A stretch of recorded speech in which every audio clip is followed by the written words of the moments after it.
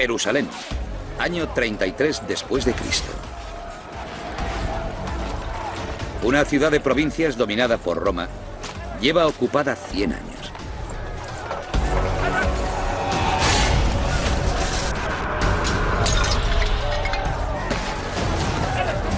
Las autoridades han condenado a muerte a un hombre.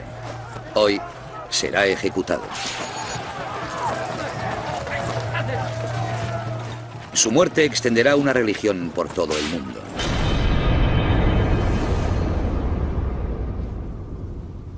Hoy en día, un tercio de la humanidad rinde culto a su nombre.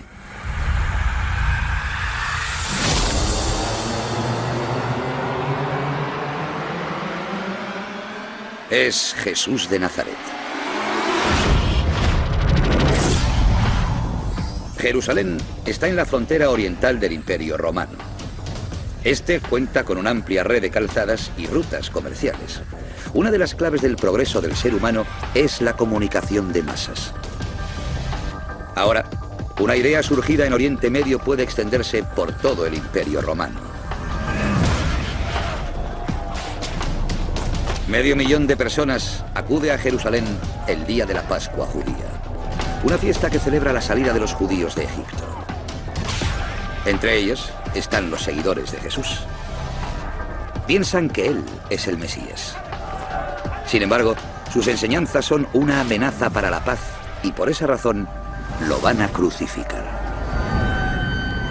Es el castigo que Roma reserva para los piratas, los esclavos y los enemigos del Estado. Miles de personas murieron así, pero nosotros recordamos la muerte de un hombre como si hubiera sido única, porque su muerte cambió todas las regiones, todos los países, todos los rincones de la tierra. Entre la multitud se encuentra Simón el Cireneo, originario de la colonia norteafricana de Cirene.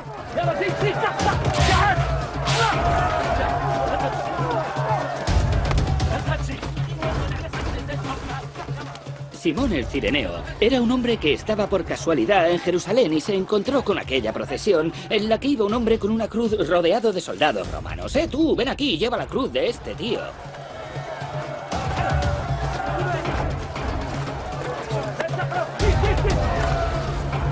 Y así, un hombre normal formó parte de un momento clave de la historia.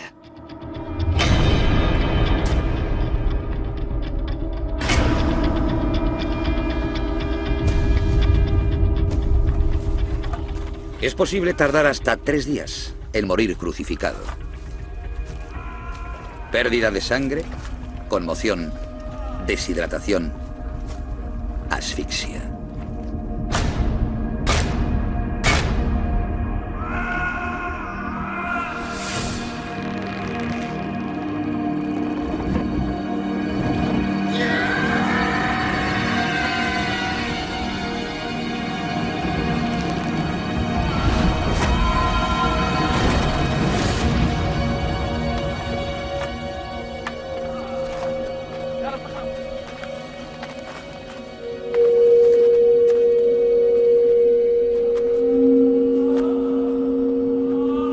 Las crucifixiones son tan habituales que los romanos apenas se fijan en la muerte de Jesús.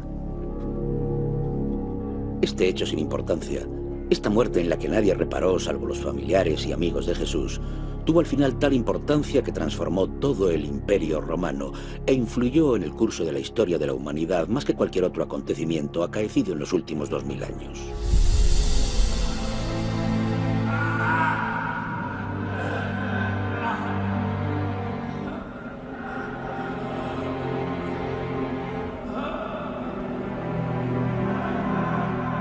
Los seguidores de Jesús contarán su historia y aprovecharán el poder del imperio para extender su mensaje.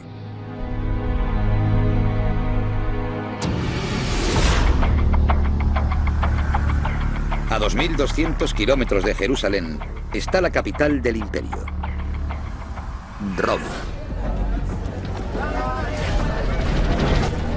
La mayor ciudad de la tierra, con 1 millón de habitantes y una densidad de población 2,5 veces superior a la de Manhattan en la actualidad. 18 años después de la crucifixión de Jesús, diversas inundaciones provocan escasez de alimentos. Roma necesita 200.000 toneladas de grano al año para que sus habitantes no mueran de hambre. 1 de cada 5 ya depende de la caridad.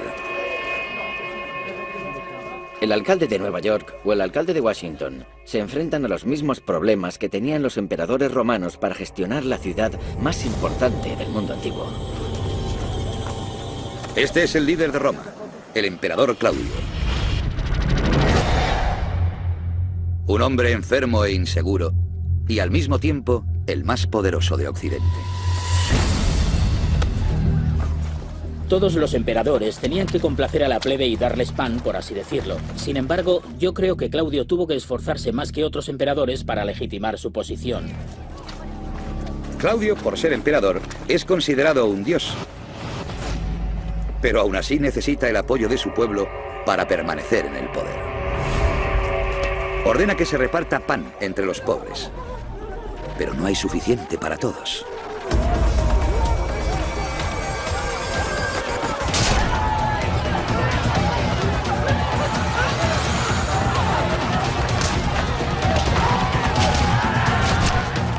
Las revueltas eran parte de la vida diaria de Roma. Eran la forma que tenía el pueblo de transmitirles mensajes a su emperador. Pero el gobernador los ignoraba a sabiendas. El emperador anterior, Calígula, había muerto asesinado. Claudio podría ser el siguiente.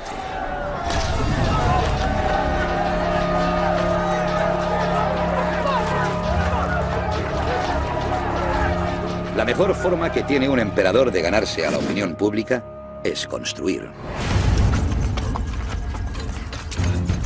A unos 12 kilómetros de la capital se inicia uno de los mayores proyectos de ingeniería del imperio.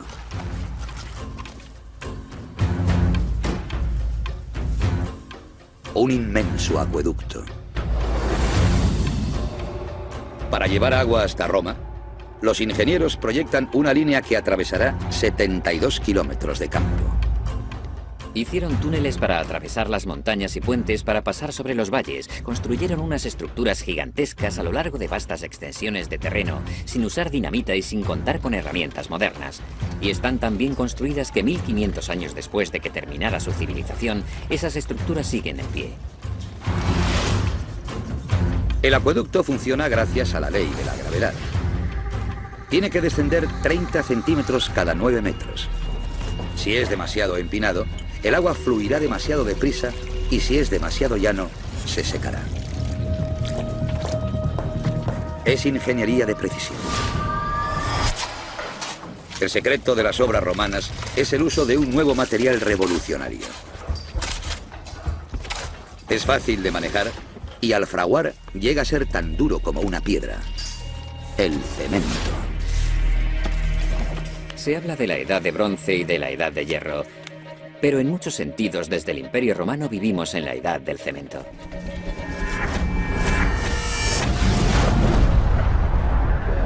El ingrediente secreto del cemento romano es la ceniza volcánica, y Roma está rodeada de 50 volcanes. En la actualidad, 2/3 de la humanidad viven en edificios hechos de cemento.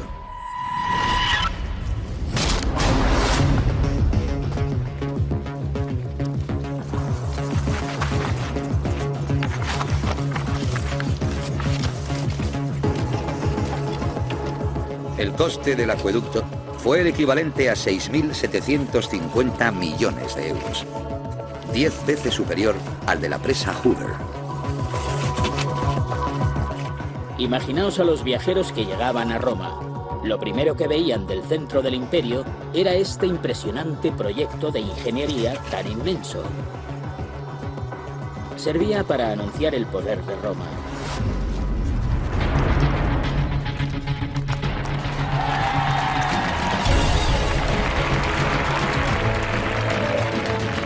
Para que todo el mundo sepa quién ha construido ese asombroso monumento, el emperador le pone su nombre.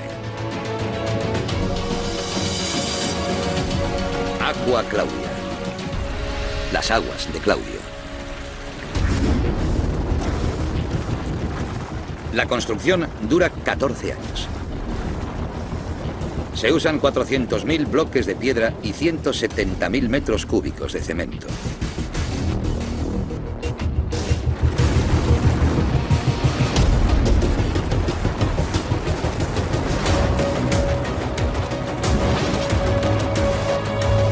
Los acueductos de Roma llevan casi 950 millones de litros de agua al día.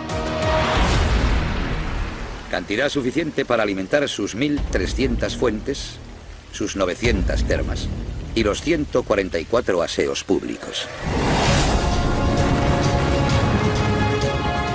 Roma es la ciudad más avanzada del mundo.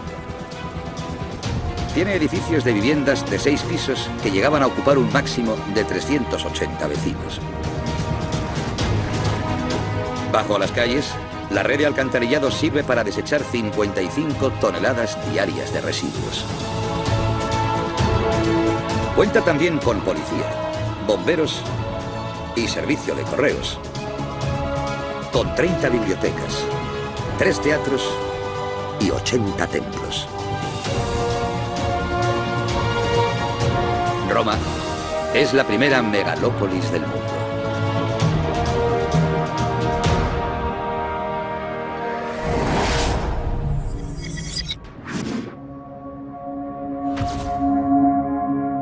Hoy en día, por primera vez en la historia, más de la mitad de la población mundial vive en las ciudades. Hay 21 ciudades en todo el mundo cuya población supera los 10 millones de habitantes. Y todas repiten el diseño que impulsó Roma hace 2000 años.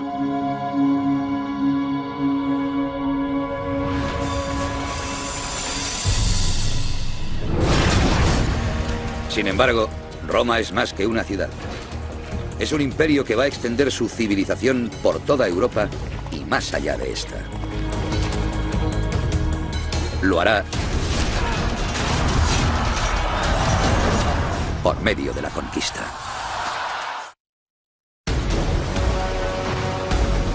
Año 61 después de Cristo. Una fuerza anfibia desembarca a 1280 kilómetros de Roma. La humanidad extiende la civilización por medio de la conquista. Los romanos se dirigen a la frontera noroccidental de Europa. Al mando va el general Suetonio Paulino. Un hombre despiadado, decidido, encargado de aplicar la ley de Roma. Tras aplastar un levantamiento en el norte de África, recibe órdenes de hacer lo mismo en Bretaña.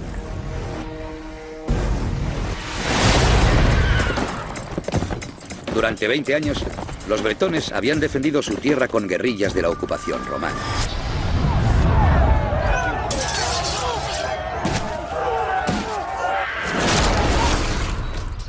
Estos jinetes expertos y fieros soldados coleccionan las cabezas de sus enemigos.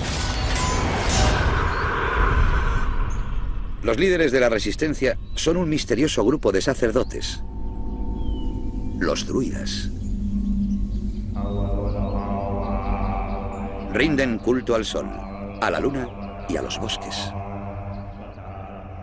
Druida significa hombre de roble. Los historiadores romanos los consideran bárbaros y afirman que practican sacrificios humanos.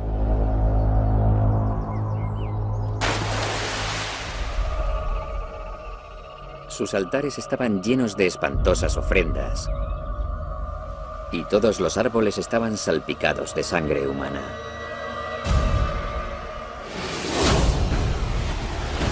Roma ha puesto sus ojos en las riquezas naturales de Bretaña. Preciados metales. Bajo sus tierras hay plomo, vital para la construcción de los acueductos. Hierro, cobre y estaño para fabricar herramientas y armas. Y plata para financiar los ejércitos romanos.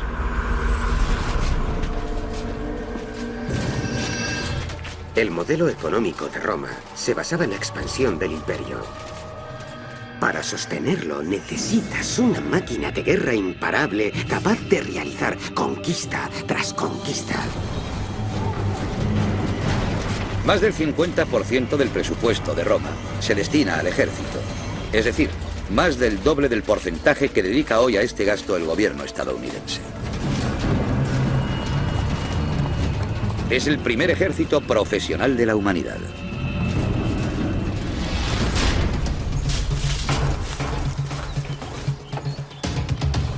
Cada soldado va armado con un gladio, una espada corta de acero diseñada para el combate cuerpo a cuerpo. Con un pilo, una jabalina gruesa de más de 2 metros con una punta metálica letal. Y con un escudo, que usan para defenderse y para atacar. Los hombres de Paulino toman contacto con bretones y el escritor Tácito describe la escena. Y los druidas alzaban las manos al cielo, concitando con horribles imprecaciones la ira de los dioses contra los soldados romanos, los cuales, con la novedad de aquellos aspectos, quedaron al principio asombrados. Sin embargo, Paulino lleva 20 años al frente de los ejércitos. Sabe que tiene capacidad militar suficiente para destrozar a los rebeldes. Por mucha pasión y mucho valor que le pongas, si te enfrentas a una potencia militar como Roma, la pasión se desvanece enseguida y el valor da paso al miedo. Y antes de darte cuenta, te han conquistado.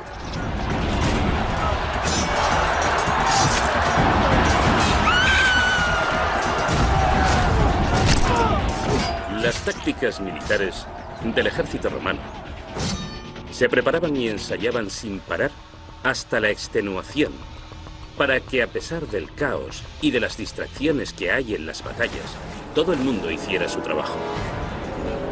Sabían lo que tenían que hacer.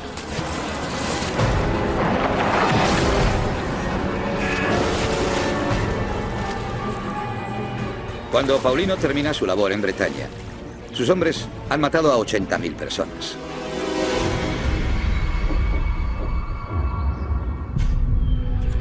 Han destrozado la fortaleza rebelde y han aniquilado a los druidas. Una vez conquistada una región, la prioridad es construir una red de caminos.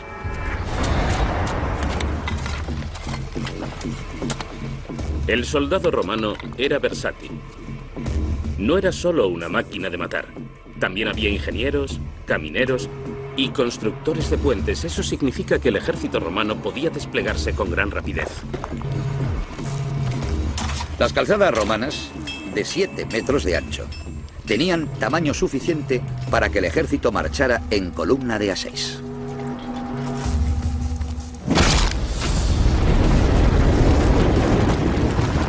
Las calzadas conectan las ciudades romanas y los pueblos conquistados pasan a ser ciudadanos del imperio.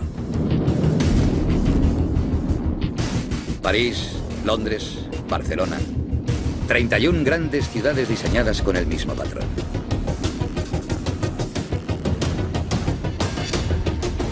Termas, templos, foro y un circo. El lugar donde se celebra uno de los espectáculos más populares de Roma, los Juegos.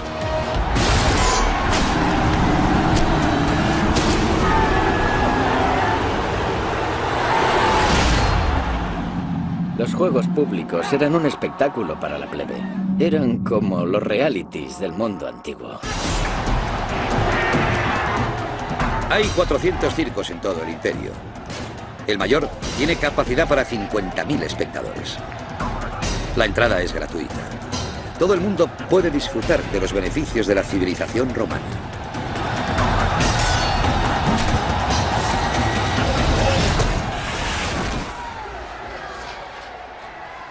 La mayor parte de los gladiadores son esclavos a los que se obliga a luchar. Pero algunos son hombres libres en busca de fama y gloria.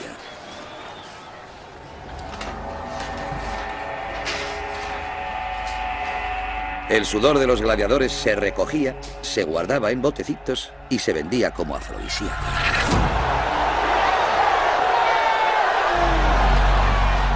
Un gladiador era como una estrella del rock. Tenían fans. Como se puede comprobar en los graffiti, notas de amor que les dejaban las mujeres a sus gladiadores preferidos.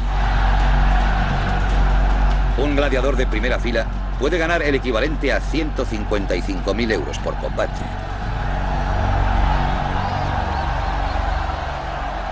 Sin embargo, la mayoría muere antes de cumplir los 23.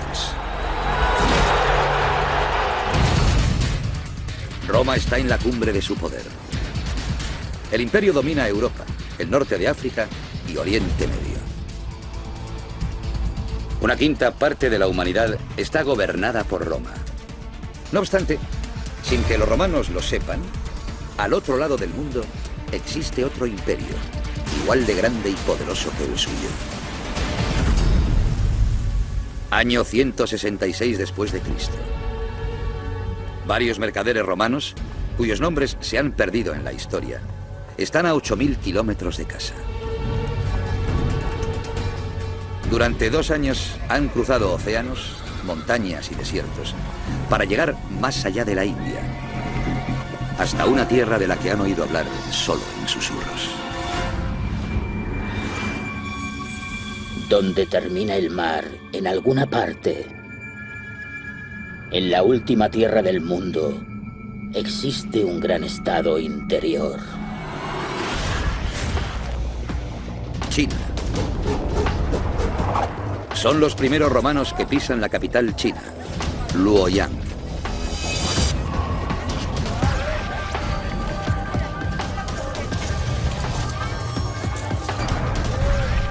Han llegado a otro mundo. Luoyang, China. A 8.000 kilómetros de Roma.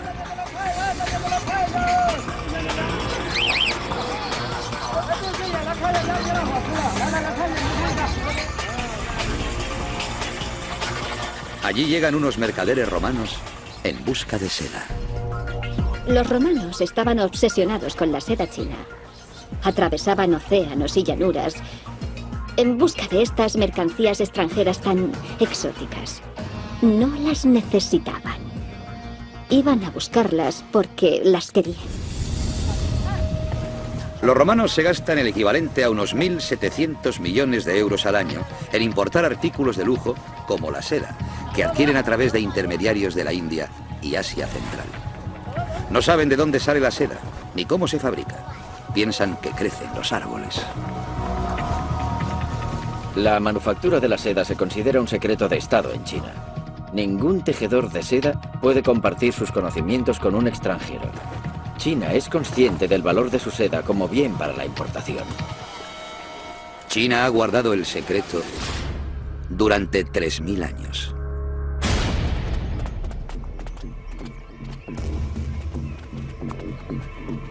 Los mercaderes romanos solicitan audiencia en el Palacio Imperial y se la conceden. A los 14 años, el emperador Juan heredó el trono y expulsó a su familia de la corte.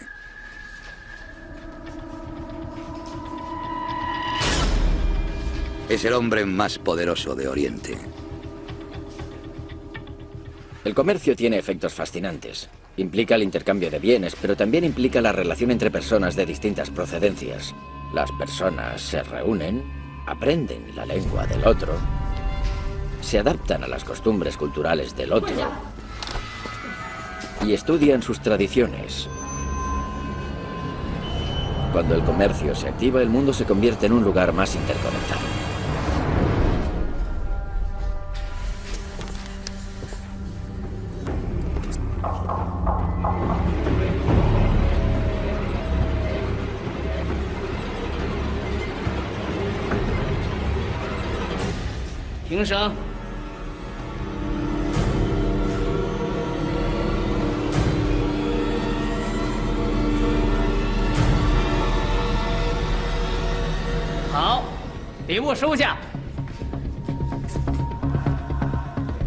El emperador da la bienvenida a los romanos, pero no le revela cómo se fabrica la seda.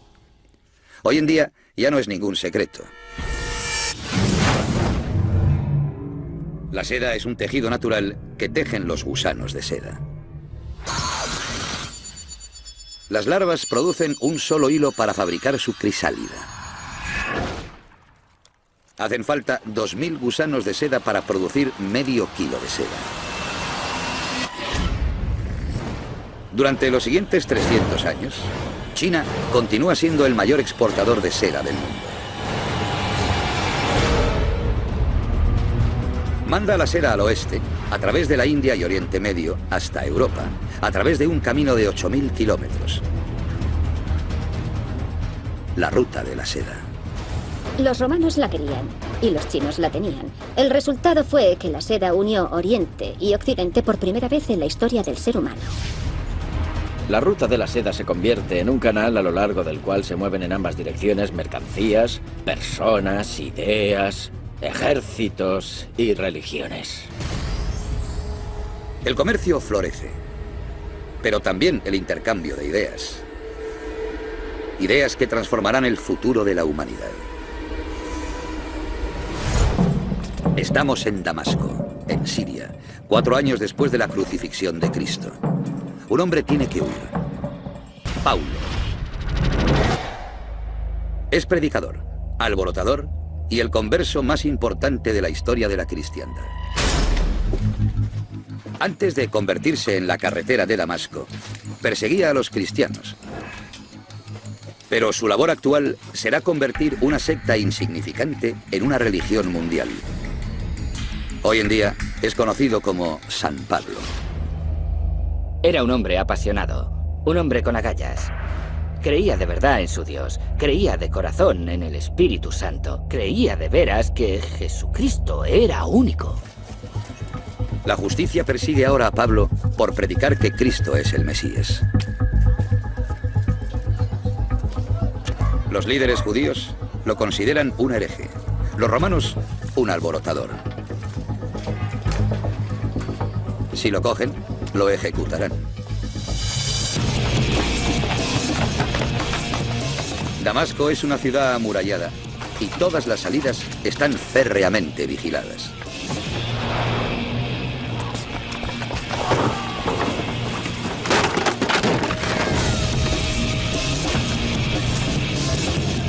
Pablo encuentra una vía de escape: saltar las murallas.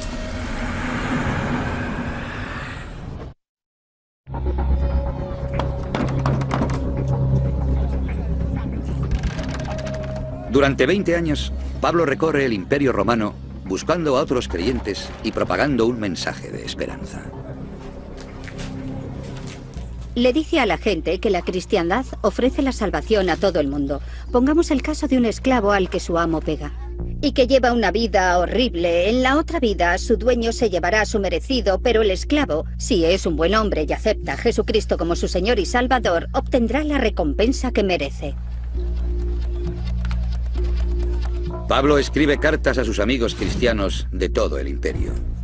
A los romanos, a los tesalonicenses y a los corintios. Componen casi la mitad del Nuevo Testamento. No hay ya judío o griego, no hay siervo o libre, no hay varón o hembra, porque todos sois uno en Cristo Jesús. Así nosotros, siendo muchos, somos un solo cuerpo en Cristo. El amor es paciente, es bondadoso, el amor no es envidioso, ni jactancioso, ni orgulloso, no se comporta con rudeza. Aquellas cartas hicieron casi la misma función que los tweets de Twitter durante la primavera árabe. Era la forma de comunicarse en aquellos tiempos y se enviaban sin que Roma se enterara. Cuando era niño, hablaba como niño, pensaba como niño, razonaba como niño. Pablo confía sus cartas a otros creyentes que las llevan por todo el imperio.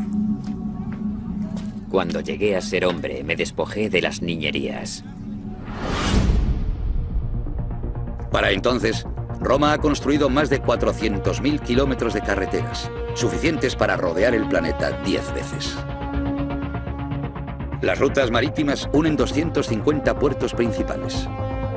Con estas herramientas, Pablo difunde la palabra de Dios.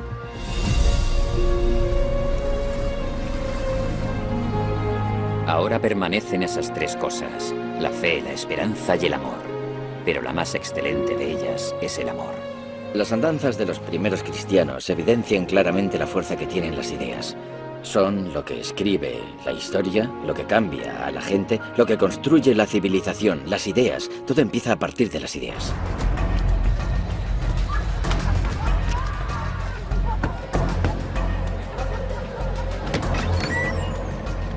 «150 años después, a las afueras de Cartago, uno de los mayores puertos del Imperio Romano, se reúne en secreto un grupo de cristianos.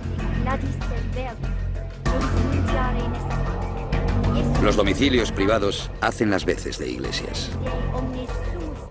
En un principio, la cristiandad era un movimiento religioso que seguían los más pobres, los esclavos y muchas mujeres. En resumidas cuentas, todo aquel que no tenía voz en la sociedad romana encontraba un hueco en el movimiento cristiano. En todo el imperio hay 8 millones de esclavos. Personas sin derechos según el derecho romano.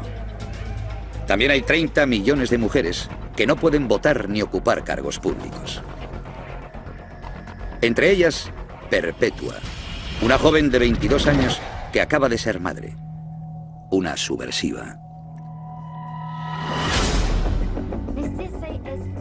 El año pasado, un decreto imperial declaró ilegal convertirse al cristianismo.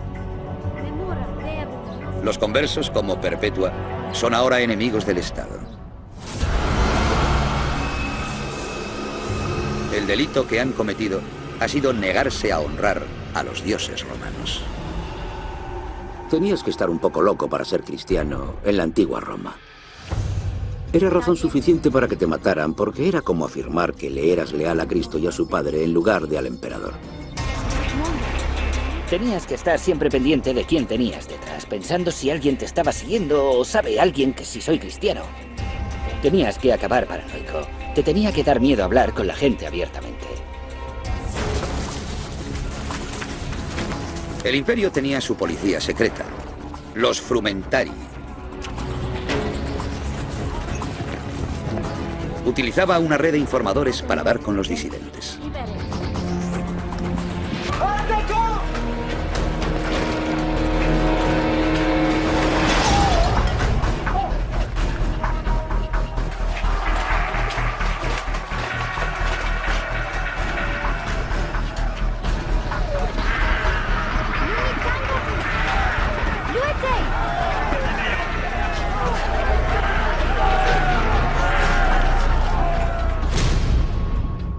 A Perpetua la acusan de traición. La mandan a prisión a la espera de conocer cuál será su destino.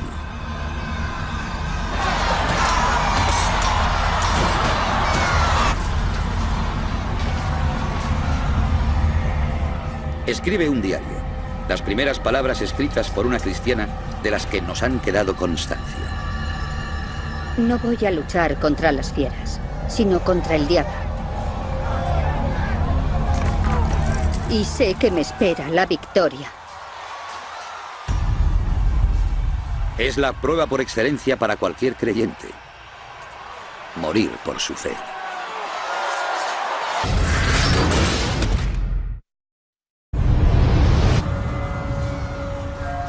Perpetua es una disidente cristiana a la que la aguarda una muerte terrible en el circo de Cartago.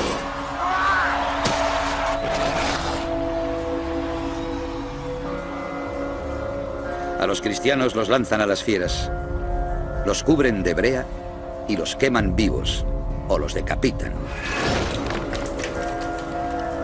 Pero Perpetua todavía tiene una oportunidad de salvarse si hace una ofrenda a los dioses romanos. Los romanos fueron a hablar con esta gente y le dijeron: mirad, nos estáis causando problemas, haced una declaración pública asegurando que no estáis contra el Estado. Admitid que el emperador es un dios, y así demostraréis que sois de fiar.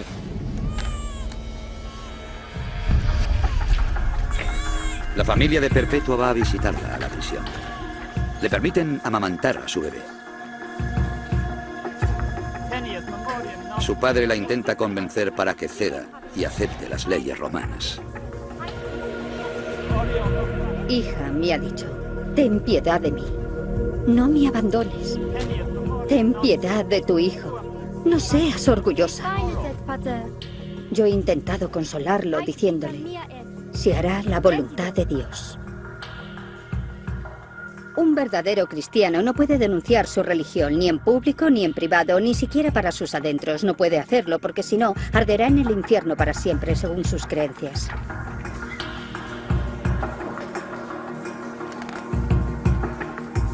Imagina lo valiente que había que ser para arriesgar la vida y decir, sí, yo soy seguidor de Jesucristo. El valor que se demuestra en algo tan sencillo dice muchísimo del poder de la fe.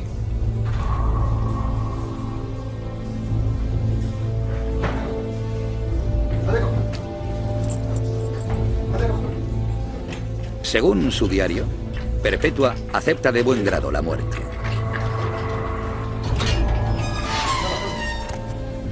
Su valor inspira a uno de los guardas de la prisión, un hombre llamado Pudens, que se convierte.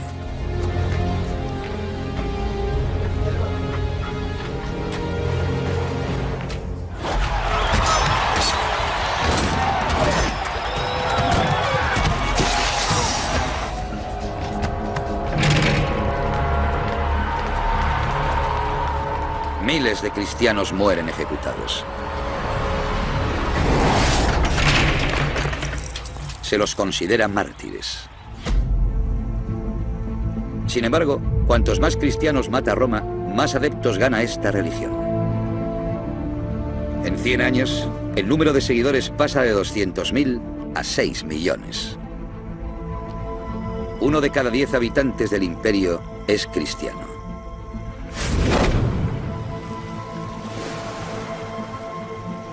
La religión se hace tan popular desde el norte de África hasta Bretaña, que se derogan todas las leyes contra ella.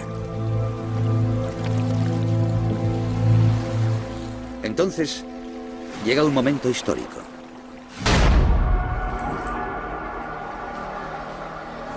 Estamos en el 337. El emperador Constantino se está muriendo y toma una decisión que dibujará el futuro del Imperio Romano. Ha llegado el momento que tanto he estado esperando. Obtener, gracias a mis sinceros deseos y a la oración, que Dios me conceda la salvación. El hombre más poderoso del mundo occidental recibe el bautismo. Durante 400 años, el Imperio Romano ha reprimido, criticado y hasta perseguido a la cristiandad. Ahora está bien ser cristiano.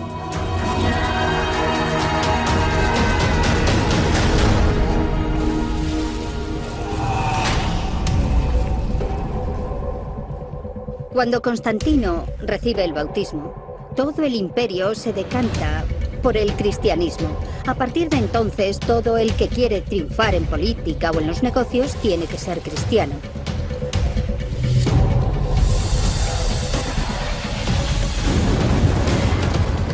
Surge una nueva capital del cristianismo en el Imperio de Oriente.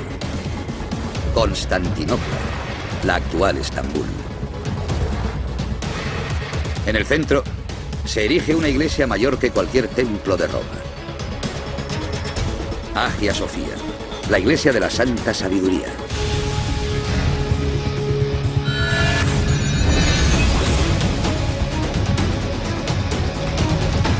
En la actualidad, hay 2.200 millones de cristianos en todo el mundo, casi un tercio de la población mundial. Sus seguidores han cambiado todas las regiones, todos los países, todos los rincones del planeta. Y para entenderlo tenemos que pensar en el poder que tuvo una persona hace más de 2000 años. La muerte de un hombre en Oriente Medio inspira un mensaje que se extiende por todo el mundo. Un mundo cuyas regiones están mejor comunicadas que nunca.